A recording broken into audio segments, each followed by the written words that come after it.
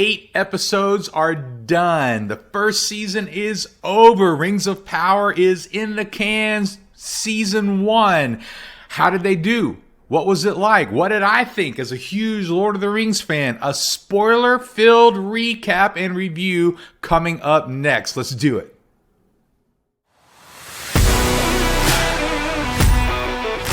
All right, so here we go. Now, when it was announced that Amazon Prime was going to do a Lord of the Rings TV show, I was skeptical.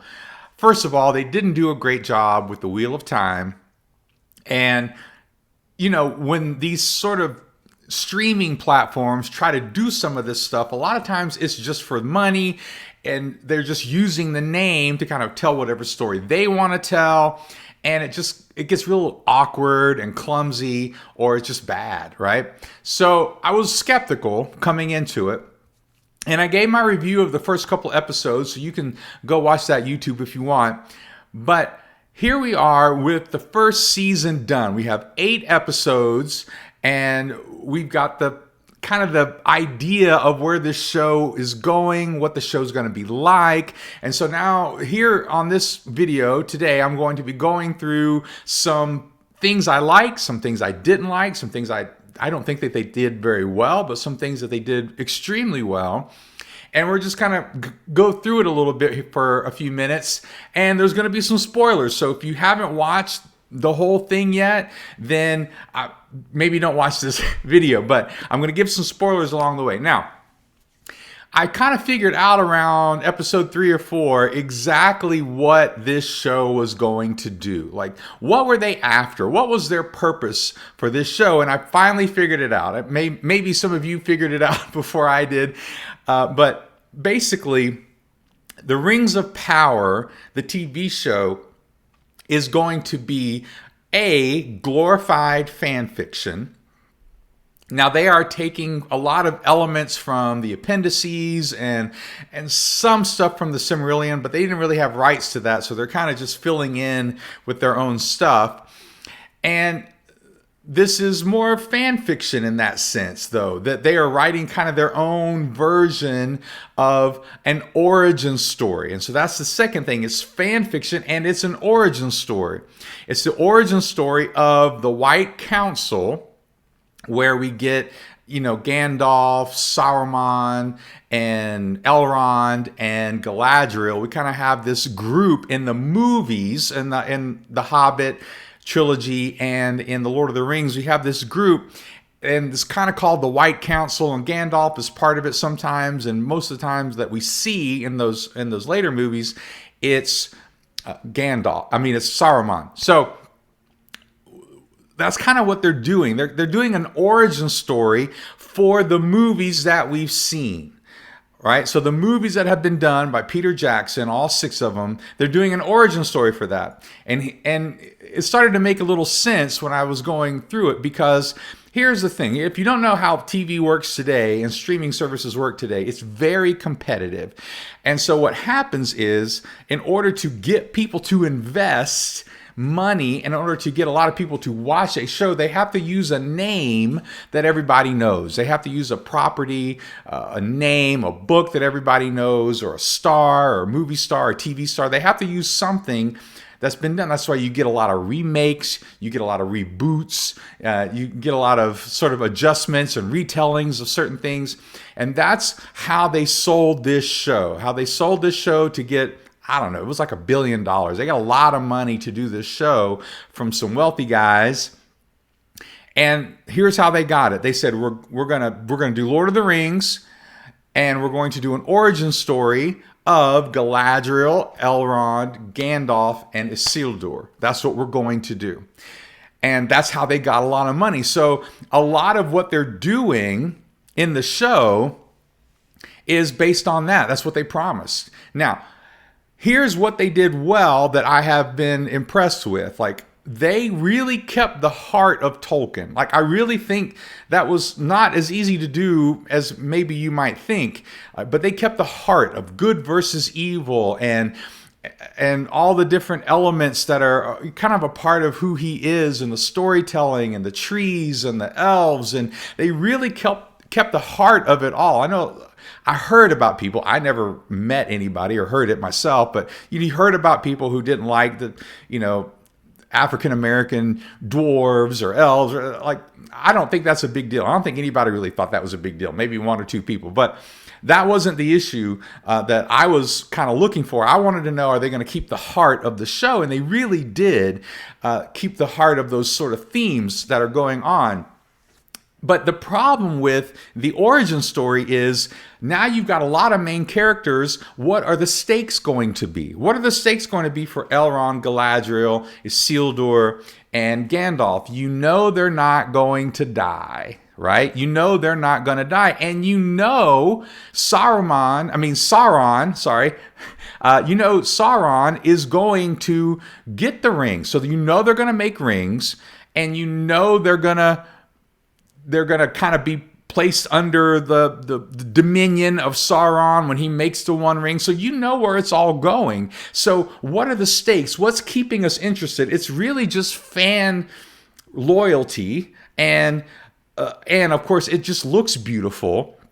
But they haven't done a good job giving us stakes that are mysterious where we don't know what's going to happen. So that's kind of a weakness of the show. It makes it more average, I think, in a lot of ways than whatever is going on. And of course, they never say in the show that the stranger with Nori and the hobbits or the Harfoots or whoever, they never say that that's Gandalf, but I think we all know that that's Gandalf. And so you've got Isildur, and it's an origin story for Mount Doom. It's an origin story for Mordor. It's an origin story for all of this sort of things. And that's cool in its own way, but it's not as exciting because, again, what are the stakes? We know this is going to happen. So it's kind of like the Titanic getting destroyed and sinking, right? But Titanic worked because we were invested in a couple of people in the midst of all of this tragedy that we didn't know what was going to happen to them. So we were invested in their story, and we didn't know what was going to happen to them. And they didn't do enough of that in this show. Now, they had a little bit of that. They had the whole thing with Nori and Gandalf's and the hobbits or the Harfoots or whoever they are. And I really kind of like that, like kind of that explanation of why does Gandalf like the hobbits so much? Like he's got this sort of history with them, and I kind of like that. I thought that was cool. And how Nori ends up leaving with Gandalf there at the end. I'm just going to keep calling him Gandalf because I think that's who he is. And that kind of explains why when Gandalf wants to do something cool, he goes and gets a hobbit because he trusts them. He knows the strength and character that they have. I thought that was a cool little connection, the sort of little explanation background that they're giving. But at the same time, we don't know what's going to happen to Nori, right? Like she's not in anything later that we've seen. She's kind of a made-up character. And that's the kind of thing that's going to keep us interested in a show and excited and mysterious and kind of on the edge of our seat. Like what's going to happen next if we have characters where we don't know what's going to happen to them. And that's kind of what we get with Arondir and Bronwyn and Theo. And here we have another kind of group of characters that are just kind of that are made up. But again, we get to see how they react in the midst of all of this stuff. And I think if they had done more of that, then I think the show would have been better.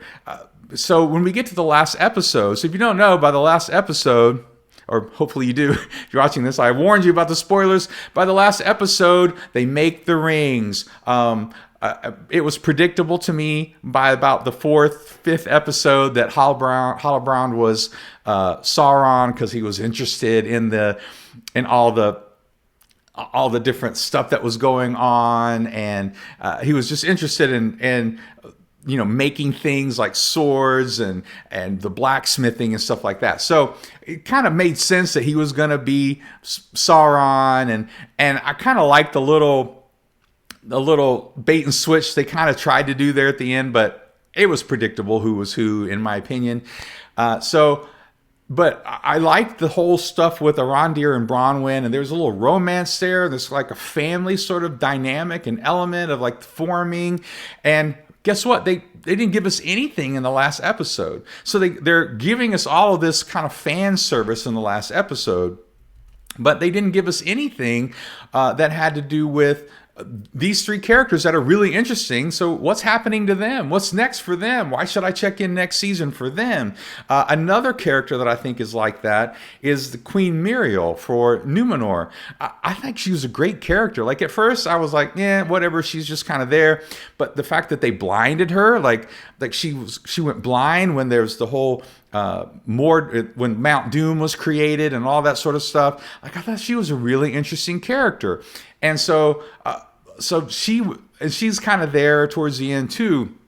And so that was really well done. I liked her character, but again, they did something with her and gave her stakes and made us think, "Ooh, what's going to happen with her? How is she going to deal with the blindness?" And that's the kind of stuff that we need because we know what's going to happen with the other stuff. One of the kind of awkward things is when they try to make us think that Isildur is dead. Why would you write that? I just don't understand. Like there's no tension in that to me. There's no excitement. There's no mystery. Like it's just, oh, well, I guess he's dead. But he's not. We all know he's not. He's going to show up later because he's going to get one of the rings and then he's going to get the one ring and that whole thing, right? So we know what's going to happen. And that's a weakness to me in the sense of how they keep just kind of telling us things we already know. Like in the first few episodes, we know Galadriel's not going to go to, the Elven lands. We know all of this stuff, but they try to hype it up like it's going to be this great thing. Another thing that was awkward to me was when they kind of had the Numenorians come in and save the day with the town and Arondir and Bronwyn and some of that stuff. I just thought it was awkward. It didn't come together in a way that was really cool. And so it just didn't seem to make sense. Like they were on the ship and then all of a sudden they're here. Like they didn't sell it well, in my opinion. But one of the parts that I really did enjoy was the relationship between Elrond and Durin. And even though we kind of know Elrond's going to make it, this is the kind of story we want to tell with some of these characters that we know are going to survive. Give us something else for stakes, right? So for Elrond, now we have stakes that are different than is he going to live or die. The stakes are his friendship with Durin. And that's actually good writing because now we have something to buy into with his character that makes us care about what's going to happen next, what's going to happen with Durin and his relationship and their friends and the banter between them and the relationship. It really worked. And of course, Durin is someone that we know about, but we don't know what's actually going to happen to him. If you're just a casual watcher, especially of The Lord of the Rings, you don't know all this is going to happen. Another one of the origin story things that they did was with the whole Mithril, and they awakened the Balrog. I mean, it's just, there was a lot of it that was just predictable. And it was cool in the sense of, oh, we know that. It's like recognition and nostalgia. But I really think they could have done more with the writing that would have made some of these characters' journeys more interesting. And I think Elendil, we don't know all that's going to happen with him in the certain sense, because again, we don't know the full story of The Lord of the Rings. So they could do a lot of different things with him. And those guys are way more interesting to me. So as we're going over that, I wanted to mention too about the music. Bear McCreary, who is from The Walking Dead and did some really cool stuff with them. He did the music, and I gotta say, I'm not super impressed with the music. Lord of the Rings, if you really pay attention to the music and the score for Lord of the Rings, that thing was amazing. Like it fit every moment of Lord of the Rings. There was so much to it. And it's a little more subtle with the Rings of Power.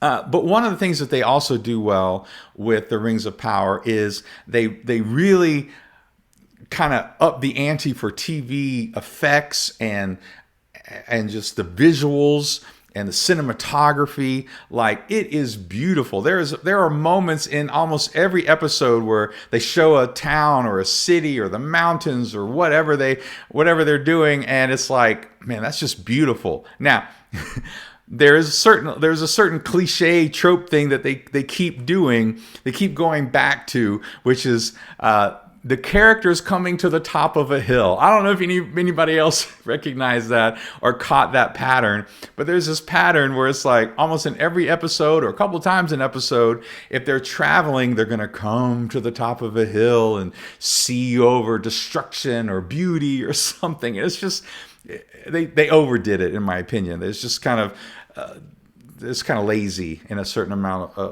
So all of that to say, the other thing that was interesting, another one of those interesting characters of someone that we don't know what's going to happen to them, was the Adar guy with the orcs, the sort of elven guy who was in charge of the orcs, and like, what's his backstory?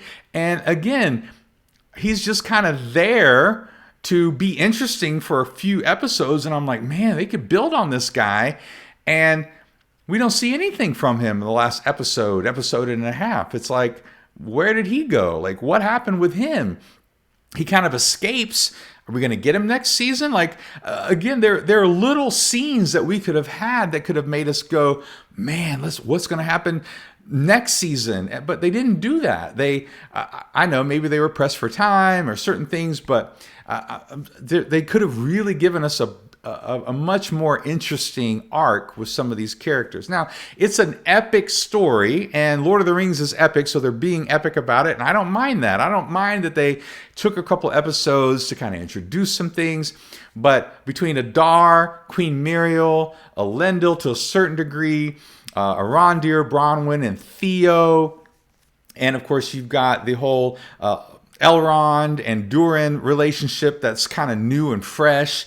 And then, of course, Nori. So with all of these characters, I really hope that they dive more into them in the next season, and they give us some better writing with kind of the main guys, especially Galadriel. And she gets better as the season goes on, but I really think they could improve on some of this. The reveal for Halbrand being Sauron was kind of just there. It was okay. It was a little more mysterious than maybe it could have been more powerful, I think. But so overall, I think it's average. I think it's an average show writing wise. There's some great parts to it, and there's some pretty lazy parts to it to me. That's just kind of fan service more than just trying to do something really interesting that they could have done, like they did with Elrond and Durin. I think they could have done more with that. So let me know what you thought of the first season. So that's the first season. It's over. It's done. And we're going to have to wait who knows how long until season 2. Let me know what you thought of the first season. And if you like this kind of stuff, if you're a fantasy person and you like to read fantasy, go into the description of the YouTube video here, and there's a free book. There's a link where you can get a free ebook of one of my books that's fantasy, and you can check that out. It's a novella, and it's not going to take you long to read it and see if you like it, all right? So remember to like, subscribe, hit the little bell, and follow, and all that sort of stuff, all right? Peace.